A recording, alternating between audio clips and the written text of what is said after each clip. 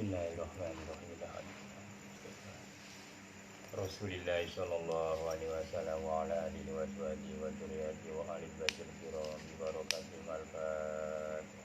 أعوذ بالله من الشيطان الرجيم بسم الله الرحمن الرحيم الحمد لله رب العالمين إياك نعبد وإياك نستعين Siratal ladzina an'amta 'alaihim ghairil maghdubi 'alaihim wal malaikatul muqarrabin wal karibin was sahabati ajma'in khulafatur rasulin Sayyidina Abu Bakar wa Umar wa Utsman wa Ali Sa'di wa Sa'id wa Abdurrahman wa jami'il ulama minal fuqaha minal muhaddisin minal mufassirin wa ahli sufiyyati muhaqiqin khususan arba'a a'immatil mujtahidin Imam Syafi'i Imam Hanafi wa jami' awliya'illahi ta'ala aina ma kanu min kulli wadi wa wadi khususan sultanul awliya kutubi kamili Asyah Muhyiddin Abdul Qadir Al-Jailani wa Syahadi Hasan Syahidi Abu Sanud Al-Fi Hadihil Kitab Ibnu Atta'illah Al-Iskandar Muhammad Ngaji Muhammad Farah Ibaruna Bikariyati Kalimat Muhammad Nabis bin Idris Al-Banjari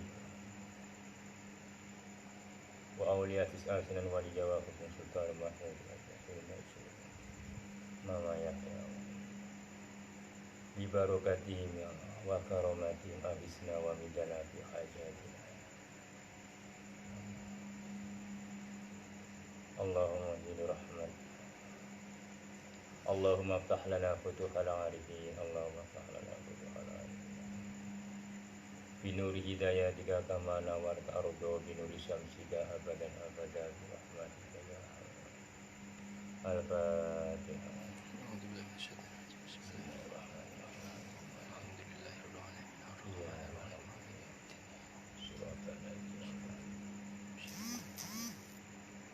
Qala musannif rahimahullahu ta'ala wa nafa'ana wa bi ulumihi. Ya, terus lanjut minggu kemarin ya. Minggu kemarin kita mengulas lagi tentang latas tabdi minhun nawari walakin istabtabi min nafsika wujudil iqbali. Artinya latas tabdi, jangan memilang-milang, jangan menilai-nilai minhu dari Allah. Ya, jangan menilai-nilai lambat dari Allah. Nawali akan karunia-Nya.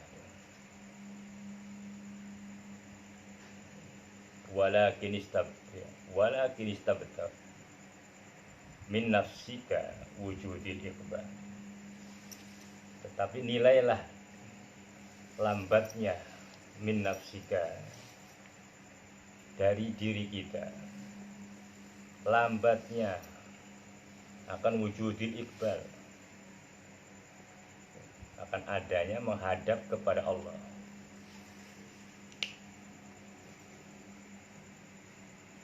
Jangan menganggap sesuatu yang kita minta kenapa Allah tidak memberikan.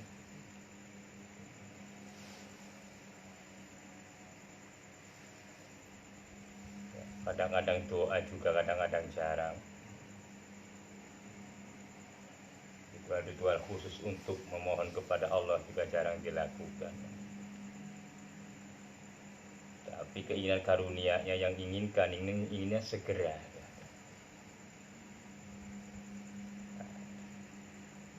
Biasanya ini pemikiran seperti ini ada pada orang-orang fasik, orang-orang yang pendek pikiran, yang tidak peduli sudah dengan agamanya, selalu rezeki dan rezeki, selalu menghitung untung terus.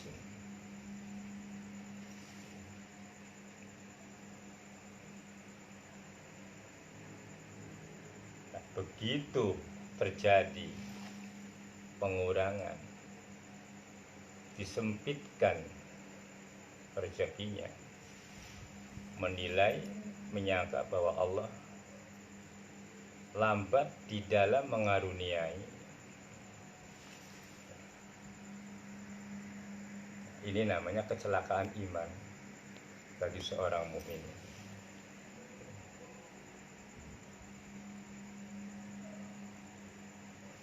Jadi anggaplah, kembalikan kepada kita. Kenapa lambatnya Allah di dalam karunia-Nya? Ya karena lambatnya kita memohon kepada Allah.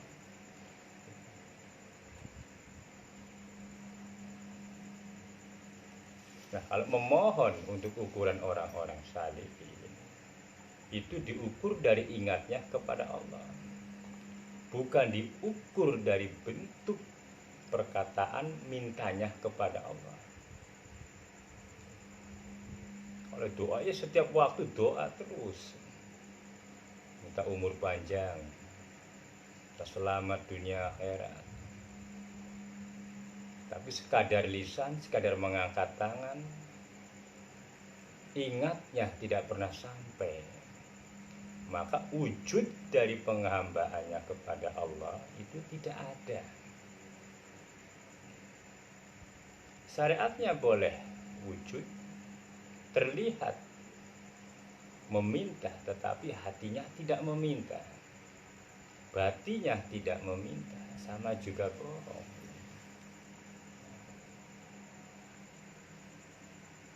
Ya kurang lebih kita di dalam sholat sajalah begitu. Kenapa sholat kita kok biasa-biasa aja? Setelah sholat, di luar sholat, di dalam sholat kok kenapa merasa tidak ada perbedaan? Hanya sebatas melakukan kewajiban saja. Ya, karena sholatnya tidak betul-betul sholat. Kalau betul-betul sholat, insya Allah tanha anil fahsya, bisa mencegah dari keinginan nafsunya. Nah, itu orang yang sholatnya betul-betul menghadap kepada Allah. Ingat hatinya, ingat batinnya, mengikuti daripada gerak dohirnya, atau gerak dohirnya digerakkan batin dengan tujuan menghadap kepada Allah. Maka timbullah khusyuk. Khusyuk di dalam sholat disebut ingat. Nah, jikalau sholat tidak khusyuk, maka sholat tidak ingat kepada Allah. Ini biasanya mempengaruhi dalam gerak dohirianya. Tidak tenang, tidak tenang. Orang yang sholatnya tidak khusyuk, gerakannya pun tidak bisa tumanina. Tidak tangannya, badannya bergerak, goyang-goyang. Makanya dalam syariat pun itu adalah sebuah larangan, bisa membatalkan. Karena itu adalah pengaruh dan membuktikan khusyuk dan ketidakkhusyuannya ketika di dalam ritual sholat, dalam ibadah mahdhah kepada Allah. Mahdhah itu, yang disebut mahdhah adalah urusan kita kepada Allah, itu disebut mahdhah. Urusan kita kepada lain Allah namanya ghairu mahdhah. Bakti kita kepada bapak, ibu, guru namanya ghairu mahdhah. Makanya di dalam mahdhahnya ini yang tidak baik. Selama sholatnya tidak pernah mengiqomahkan sholatnya, artinya tidak mau membangun sholatnya, hanya sebatas begitu aja. Maka seumur umur pun tidak akan bertambah ilmunya, karena memang ilmunya tidak pernah dicari. ilmunya sholat tidak pernah dicari.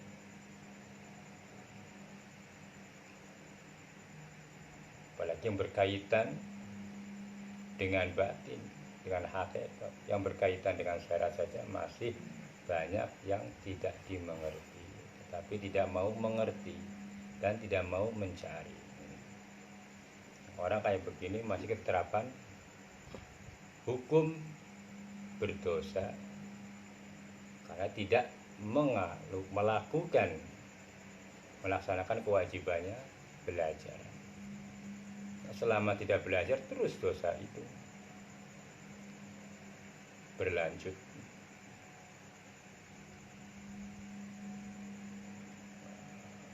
Begitu.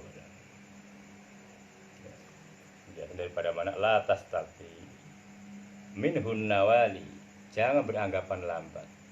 Minhu dari Allah, nawali akan karunia-Nya, tetapi walakin istabtafi min nafsika wujudil iqbal.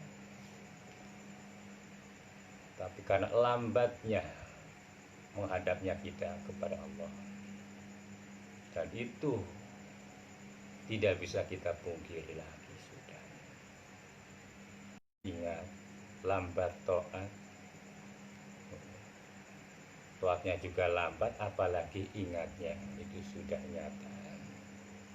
Itulah mengapa karunia Allah pun lambat juga. Artinya di dalam urusan keimanan. Kita jangan mengarah kepada urusan rezeki atau materi yang bersifat materi. Ini urusan keimanan. Lambat juga, kenapa kita masih gampang, masih tidak merasakan daripada gerak nafsu kita sendiri. Ya, karena kita lambat ingat kita kepada Allah. Kita selalu ingat kepada Allah dari jam, kalau memang dari menit masih dari jam ke jam.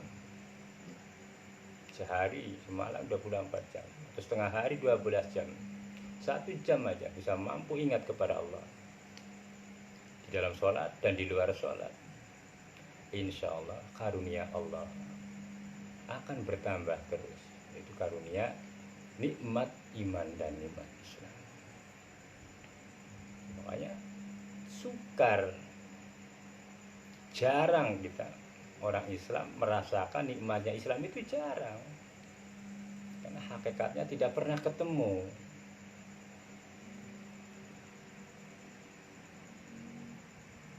Apalagi nikmat iman,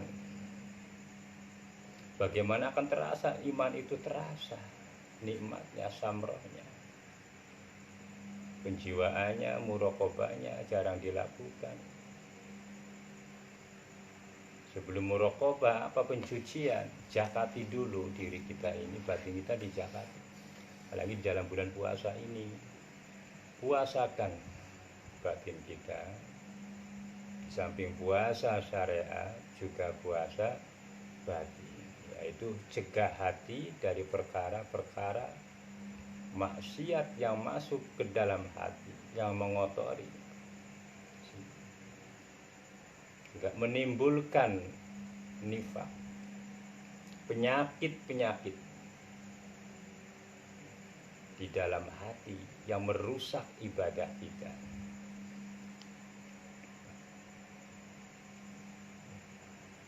Nah, ini kita rasakan dari lambatnya ingat kita kepada Allah.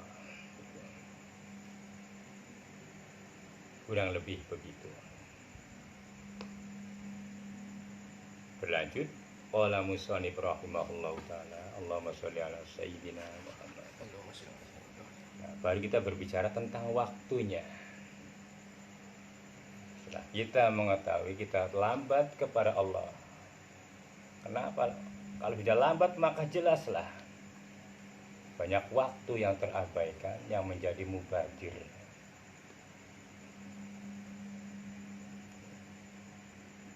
Renggangnya dari waktu ke waktu terlalu jauh. Hanya sewaktu-waktu aja kita ingat kepada Allah, hanya sewaktu-waktu, tidak di waktu-waktu.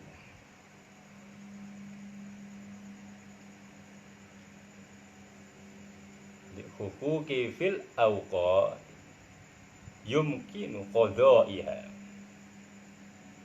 wa huquqil awqat la yumkinu qadha'iha idma min waqti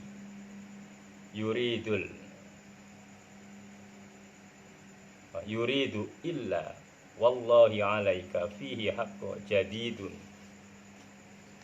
wa amrun akidun fa kaifa taqdi fihi haqqo ghairihi wa anta lam tak haqqallah fihi. Panjang ini. Dalam tembung bahasa ada kewajiban, ada hak, ada kewajiban. Nah, hak kewajiban ini ditimbulkan oleh Allah. Dicipta waktu-waktu itu, dan di dalam waktu-waktu itu ada hak yang harus dilaksanakan. Itu namanya huquqil fil awqat. Hak-hak di dalam waktu-waktu. Yumkinu qadha'iha, yang kemungkinan, yang mungkin bisa diqadha. Ya, sholat, puasa, itu namanya hak-hak di dalam waktu. Waktunya puasa, waktunya sholat, yang apabila fot atau kehabisan waktunya, kita bisa melaksanakan qadha itu. Coba, kalau kita berbicara waktu yang Allah wujudkan, luar biasa. Karena luasnya waktu ini, jembarnya waktu ini. Tapi begitu jembarnya pun kadang-kadang banyak ketidaksempatan manusia kita melakukan kewajiban itu atau memenuhi hak-hak di dalam waktu itu. Allah mewujudkannya, menciptakannya begitu panjang waktu itu.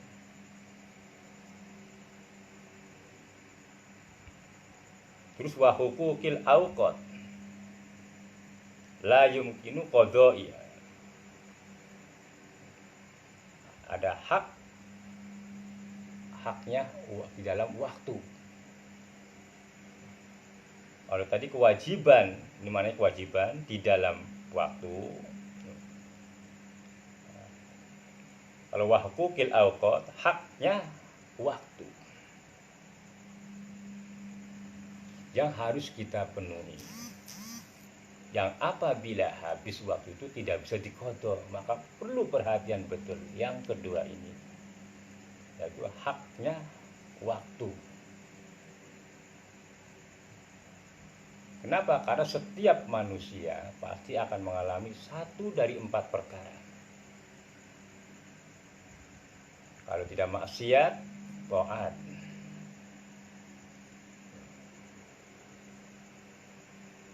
Kalau tidak nikmat, ya bala. 4 perkara ini pasti akan menimpa manusia dari salah satu 4 perkara ini. Oleh karenanya ketika kita mengalami dari satu dari 4 perkara ini, di waktu taat, apa hak yang harus kita penuhi dalam waktu itu?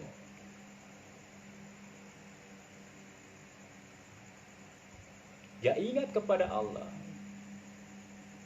bahwa taat ini hanya semata-mata karunia dari Allah. Itu ingatnya kita kepada Allah, itu adalah memenuhi hak-haknya kita kepada Allah di dalam waktu yang datang itu, yaitu datangnya taat itu kepada kita. Maka jelas taat adalah karunia dari Allah.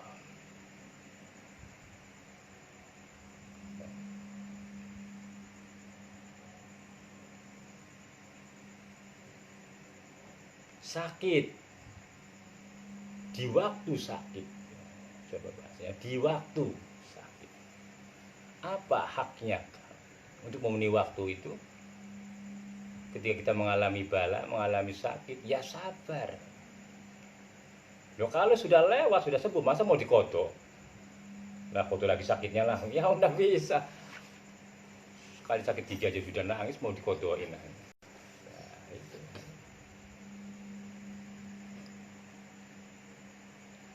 Di saat maksiat, ya taubat.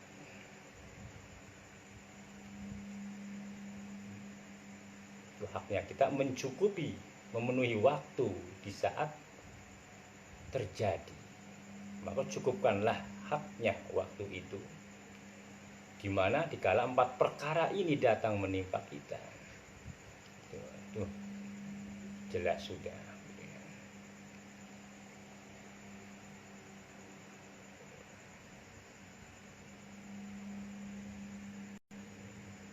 Kenapa? Karena idma min wakti hukukil.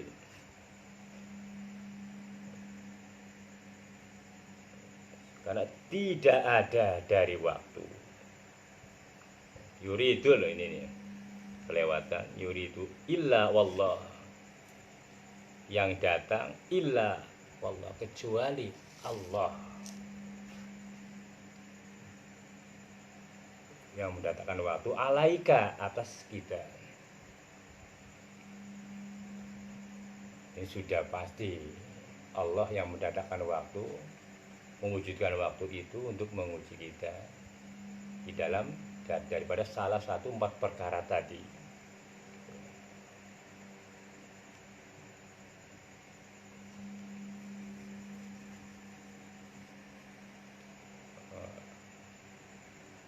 Alaika fihi, di dalam waktu itu, hakku jadidun, hak yang baru.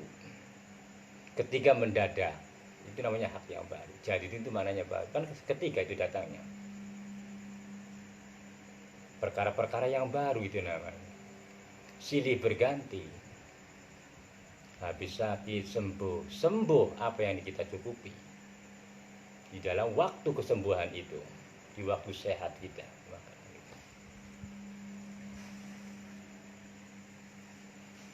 Setelah itu silih berganti lagi. Setelah sehat lalu dikaruniai rizki dari Allah. Entah itu ketaatan, ibadah dimudahkan, diringankan kepada Allah. Otomatis intinya satu, ingat kepada Allah. Ingat ketika ada bala, ingat ketika ada rezeki, ingat ketika ada taat, ingat ketika ada maksiat. Kalau ada maksiat datang lalu tidak ingat, maka tidak tobat. Intinya begitu. Ringkas saja sudah. Tak ringkas sama Bapak. Memenuhi waktu di saat kapan datangnya waktu yang baru itu, maka memenuhi cara waktunya adalah ingat kepada Allah. Titik sudah. Karena ingat itu adalah inti daripada iman. Iman itu maknanya ingat. Maka kata-kata iman, saya beriman kepada Allah, yang tidak ingat kepada Allah ya bohong. Gimana mau dikatakan beriman? Waktunya sholat juga tidak ingat kepada sholat ya. Kadang-kadang sholat ia tidak sholat, lalu mengatakan iman. Nyata sudah.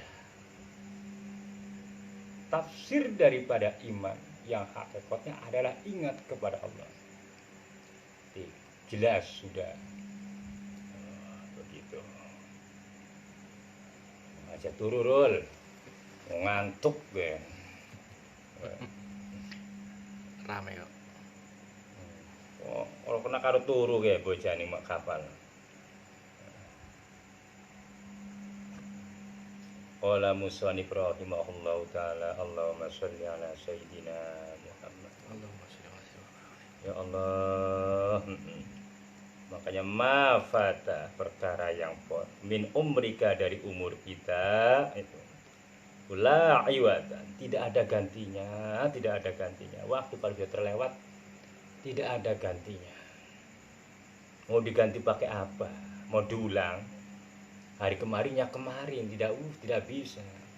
Kembali kepada kemarin itu.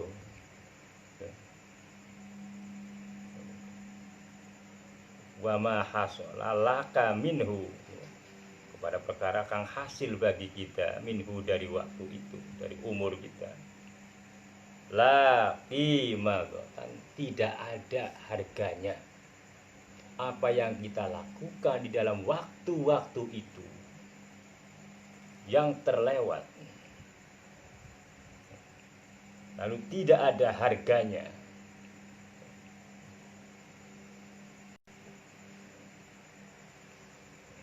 Betapa merugi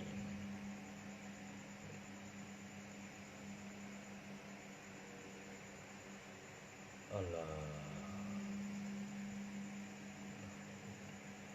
Maka hargai, waspadai waktu yang sekarang ini, yang sedang terjadi. Kita sedang apa?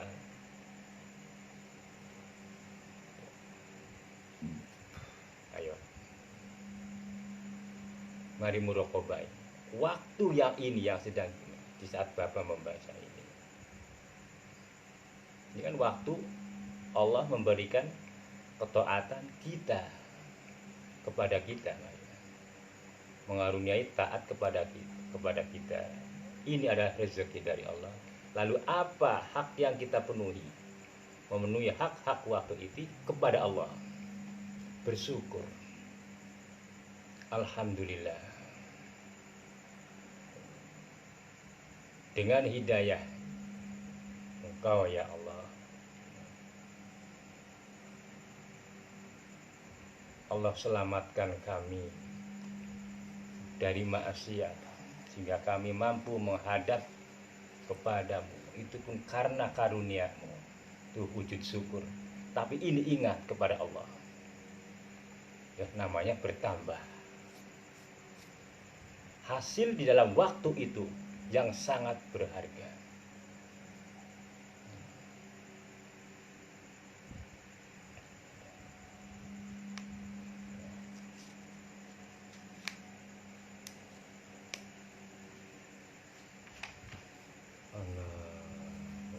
Dan begitu ya.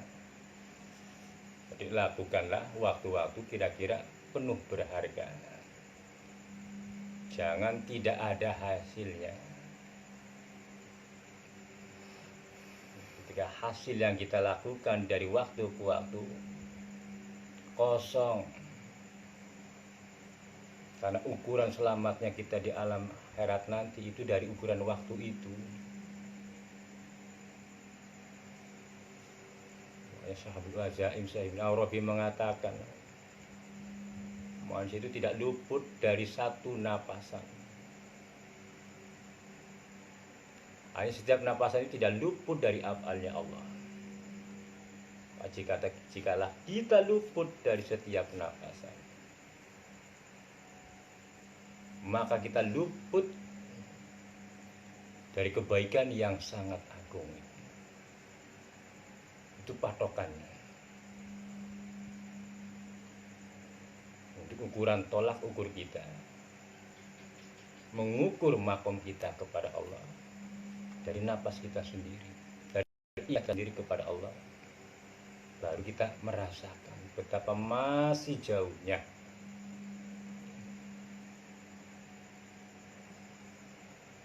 tapi ini adalah pencegahan daripada pengakuan baik kita kepada diri sendiri.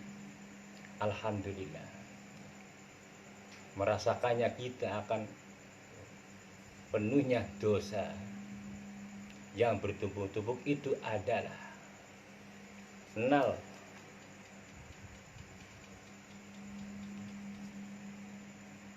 Itu adalah pencegahan dari pengakuan nafsu.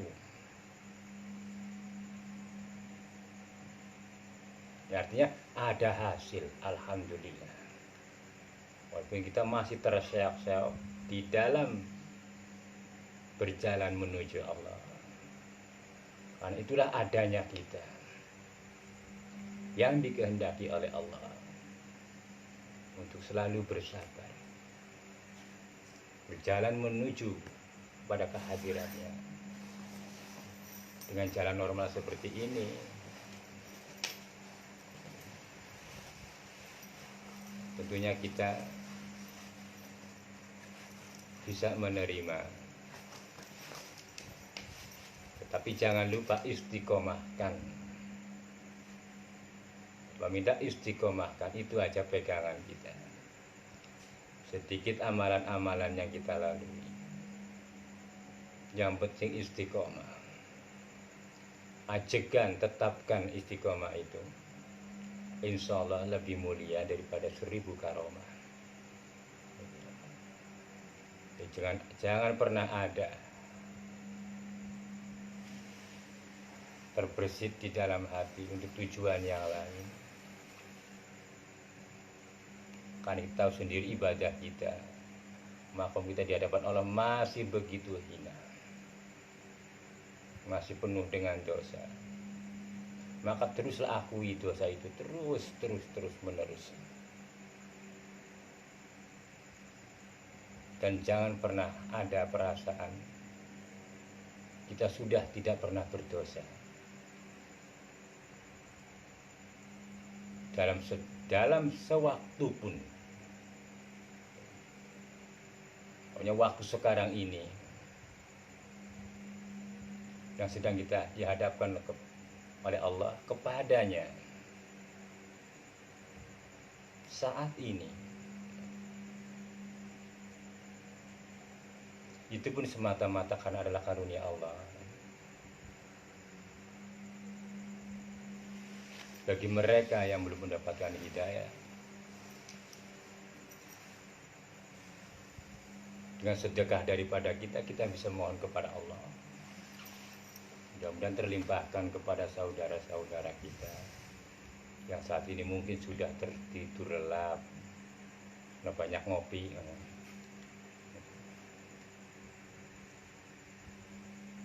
Biasanya banyak kopi nggak tidur. Nah, kalau banyak ngayal, capek, tidur.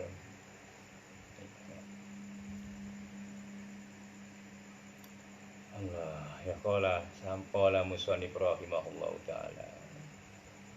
Satu kaidah lagi.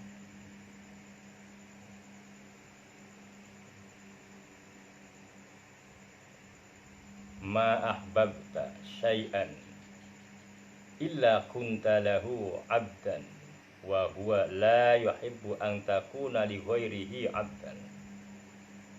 Qala musannif rahimahullahu ta'ala. Allahumma shalli ala sayyidina Muhammad. Ma ahbabta, tidak cinta kamu syai'an, kepada sesuatu, illa kunta, kecuali keberadaanmu, lahu, kepada sesuatu itu, abdan, apa? Jadi budak, menghamba. Ini hati-hati ini dalam urusan kerja kita, juga yang berurusan dengan keinginan daripada gerak syahwat kita.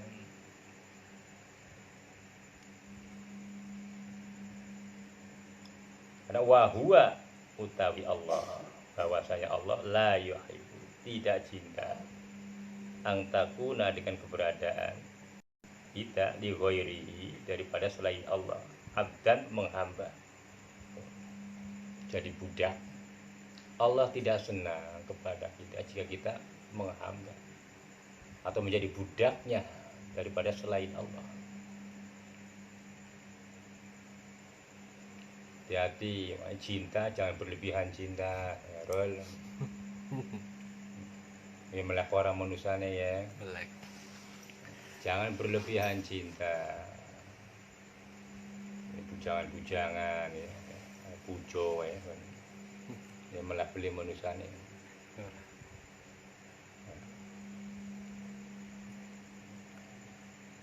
Kalau berlebihan maka akan menjadi budak.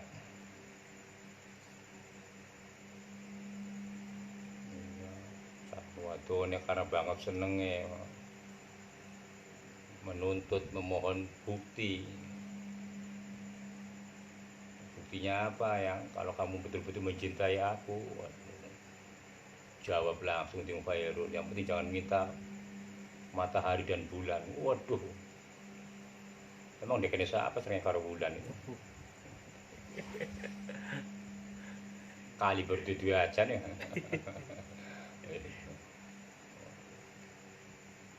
Langsung diperjuangkan apapun adanya. Lah begitu mboke biunge tol ibu butuh ya untuk garam bang mupuk padi yang kok lama nunggu gajian tahu narep udah narep ya. Ya. Ini wong sejen dadi budak. Ini wong tua nih pada ibunya sendiri harus kita ini menjadi budak sang ibunda.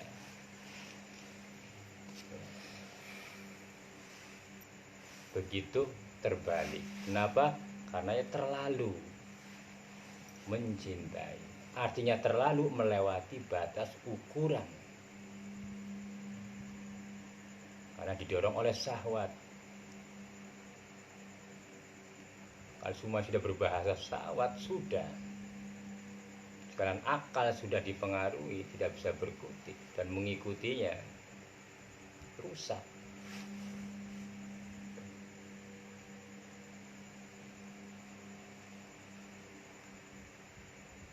Betul ya. Ini ya kita ada bujangan. Banyak juga yang menghamba kepada jabatan, banyak juga. Apapun dilakukan sampai tertunduk-tunduk memohon-mohon. Tidak peduli dengan harga dirinya sudah. Keyakinannya kepada Allah sudah jauh lepas landas.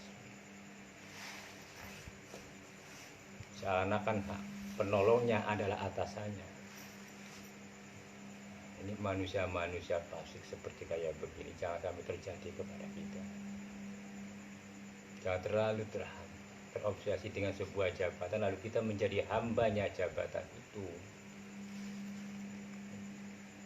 Tadi juga sih ya, sama dengan tadi terlalu cintanya kepada seorang wanita lalu kita menjadi budak. Banyak yang terjadi. Kepada orang tuanya berani mengutamakan keinginan istrinya. Ini dosa besar terjadi kepada sahabat Nabi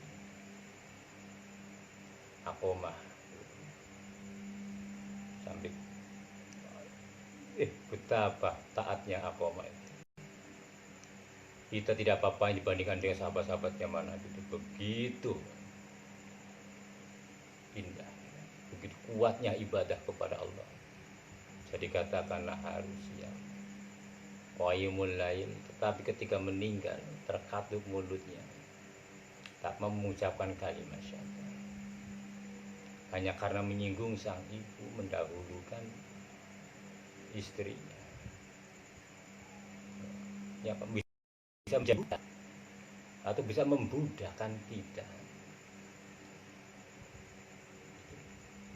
Kadang-kadang lebih percaya dengan ucapan istrinya sampai berani mengecam orang tuanya. Di dalam hadis Nabi banyak menceritakan tentang wanita-wanita pengadu domba. Pengadu domba suami dengan orang tuanya. Dan itu pernah terjadi, banyak yang terjadi di hadapan mata kita yang begitu-begitu banyak. Kalau istrinya, dianggap permaisuri, ratu. Orang tuanya babu. Itu main ke rumah jadi pencuci piring, ya Allah.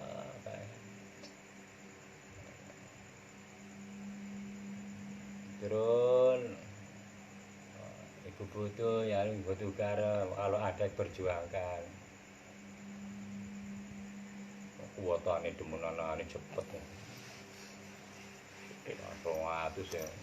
Bukan jalur kiriman bulan depan, mah.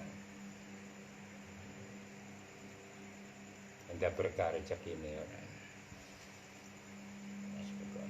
Jangan pernah menghamba atau jadi hamba sebuah jabatan atau sesuatu yang dicintai melebihi daripada Allah. Melebihi orang tua saja tidak boleh, haram hukumnya, durhaka, apalagi melebihi cintanya kepada sesuatu daripada Allah. Hancurlah, maka sampailah kepada puncak kedunguan manusia kalau sudah menghamba kepada sesuatu selain daripada Allah. Itu sudah.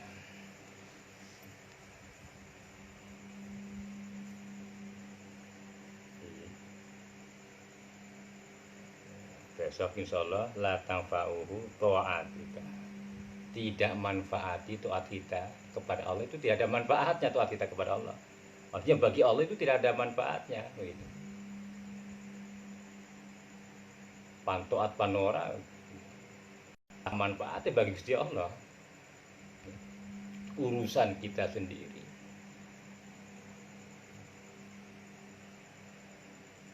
Wala tadoru, dan tidak madorot maksiatika, maksiat kita maksiat ya Gusti Allah ora rugi, kita taat ya Gusti Allah ora untung, untungnya kita sendiri. Nah, sudah biasa ini kita kupas begitu. Jadi pan taat, pan maksiat, pilih. Itulah ilham yang Allah wujudkan di dalam pakaian kita untuk memilih kedua perkara itu. Tapi kebanyakan kata Allah, kau sendiri yang menolak kebaikan, kau yang sendiri yang memilih kejahatan, menolak kebaikan. Itulah keadaan dirimu.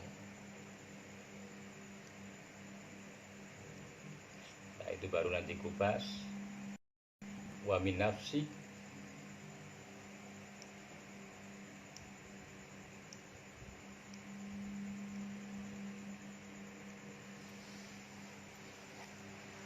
afala tubsirun, Al-Quran. Baru kita nanti mengoreksi diri kita, memperhatikan kemanusiaan kita di dalam diri kita tentang sifat-sifatnya. Insyaallah baru itu untuk sesi yang akan datang. Insyaallah kita akan mengurai dalam bab itu. Nah, berhubungan ya la tanfa'uhu ta'atika, tidak manfaatnya, tidak manfaati, hanya tidak menguntungkan kepada Allah taatnya kita itu. Karena sebenarnya taat itu adalah untuk kita, kebaikannya untuk kita sendiri. Memang Gusti Allah senang ditaati. Untung bagi Gusti Allah kalau kita taat, sholat Gusti Allah tambah. Tidak.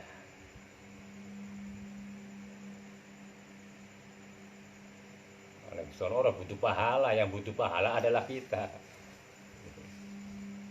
Ya, coba sampai begitu, Masya Allah. Hanya ikhlas, suruh memilih kedua-duanya. Artinya apa? Supaya ibadah kita jangan karena sesuatu perkara. Kamu mau maksiat, mau taat, kalau karena kau taat untuk apa? Taatmu itu dengan tujuan apa? Maksudnya sampai ke arah itu juga akan yang datang.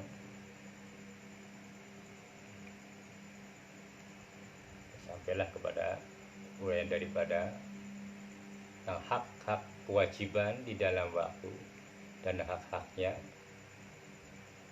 waktu.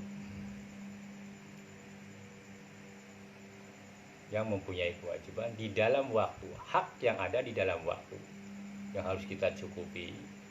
Tadi uraiannya sudah cukup, bisa dimengerti, bisa jelas gitu. Yang pertama hukuki di awqat, kewajiban-kewajiban di dalam waktu yang apabila habis waktu itu bisa dikodoni. Itu kewajiban-kewajiban di dalam waktu seperti sholat, puasa, itu ada waktunya. Tapi yang kita perhatikan lebih jauh adalah hak-haknya di dalam waktu. Atau waktu punya hak untuk dicukupi ketika datang sesuatu dari Allah yang silih berganti. yang baru maksudnya. Datang taat, datang maksiat, datang bala, datang nikmat. Bagaimana kita mencukupi waktu-waktu itu, hak-hak di dalam waktu itu. Tadi sudah. Yang penting kita teliti, belajar memperhatikan sesuatu yang datang dari waktu ke waktu itu. Lalu bagaimana cara kita mencukupi waktu itu. Ini kita mulai belajar mengoreksi tentang sebuah keimanan. Baru kita tahu kedudukan kita ini masih seperti apa. Sempurnakah iman kita apa belum?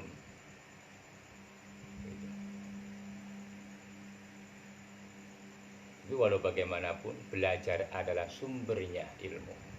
Dan ilmu mengangkat derajat daripada ibadah kita kepada Allah. Untuk menambah nilai, menjadikan ibadah kita bernilai di hadapan Allah. Tetapi jangan lupa, waktu adalah Allah yang menentukan perjalanan ini. Allah pun yang menghadiahkan kita kepada kita, sehingga kita bisa berhadapan kepada Allah lewat belajar ilmu ini. Sehingga mudah-mudahan kita bisa punya nilai di hadapan Allah nanti. Tapi tolong jangan diakui, kita banyak pahala. Itu aja intinya. Akhir kalam, assalamualaikum warahmatullahi wabarakatuh.